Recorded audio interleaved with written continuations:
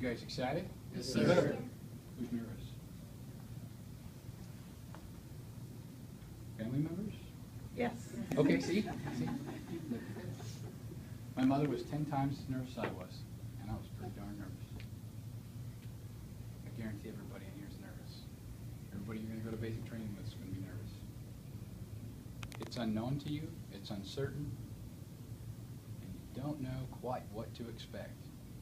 You've heard all the different stories from family and friends, you've watched documentaries, you've seen things on the internet, but everybody's experience is going to be unique and different. So you just never know what to expect.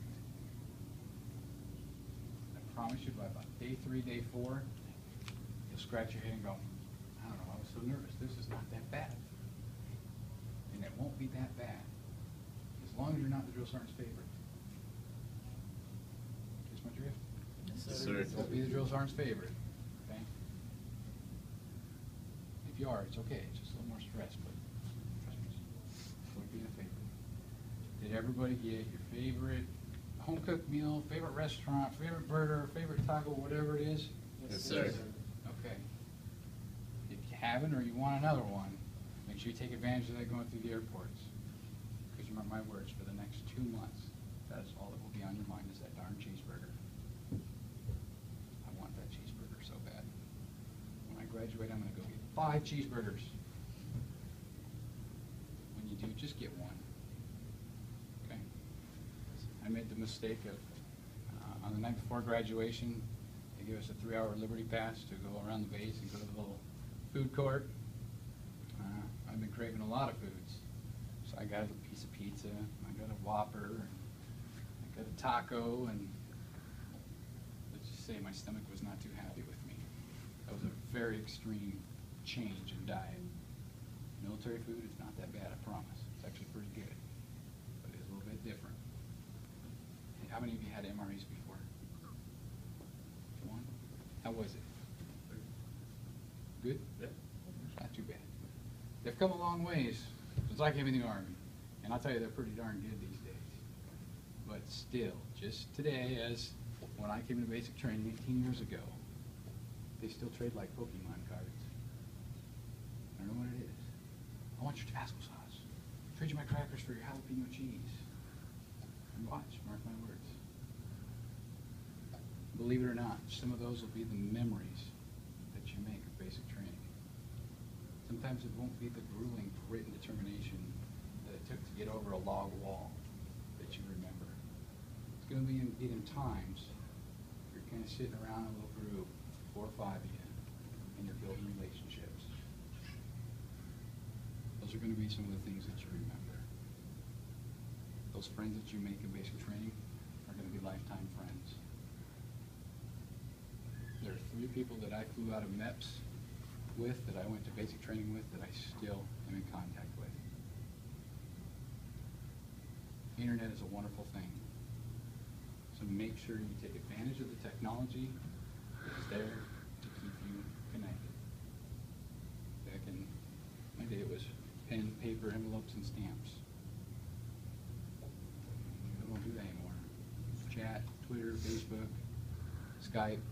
Take advantage of that stuff, okay? So with that being said, when you're close to family, you stay close. And when you're far, you stay even closer. Take advantage of that technology, okay? I'm going to go ahead and administer your oath now. As I do that, you repeat after me. And at the end of the oath, they will say, "So help me God." And if due to personal beliefs you wish not to repeat that part, you are not required to do so. That's what makes this important. This oath is so important today. The oath you're taking today is not an oath to support and defend the nation, nor is it an oath to support and defend the people. It's far greater than that. It's more transcendent. It's an oath to support and defend the Constitution, the very document that has breathed life into this country. It's established our foundation. It's enumerated and enunciated our freedoms, our rights, and our privileges. Everything we enjoy every single day. And that includes our freedom of speech, freedom of expression, freedom of religion. So the oath you take today is Very important, man. It's more than mere words. It's more than a promise, and it's more than signing a contract next door. It is your very word of commitment. That very word of commitment for over 2 centuries, servicemen and women have made the ultimate sacrifice. At this time, do either of you have any second thoughts or mental reservations about what you're about to do? No, sir. Group, attention. Whoo! Raise your right hand and repeat after me. I state your name. I, Nicholas Hughes, Do solemnly swear do solemnly swear that I will support and defend that I will support and defend the Constitution of the United States the Constitution of the United States against all enemies, against all enemies, foreign and domestic, foreign and domestic, that I will bear true faith that I will bear true faith and allegiance to the same, and allegiance to the same, and that I will obey the orders and that I will obey the orders of the President of the United States of the President of the United States and the orders and the orders of the officers appointed over me of the officers appointed over me according to regulations according to regulations and the Uniform Code of Military Justice. and the Uniform Code of Military Justice. So help me God. So help me God. Lower your right hands. Relax and easy. Everybody give them a warm round of applause. How y'all feel? Good. Good. Look pretty good. You know, I was nervous suddenly. Not as nervous, are you? I was kind of glowing with pride. You got smiles, sighs of relief. That look of pride. You look proud. You should be proud. Everybody in this room is proud of you. Not everybody can make this decision. Folks that can, not everybody is willing to make this decision. Each of you have made a very, very big decision. Quite frankly, a very profound one. We've been an all-volunteer force for several decades now.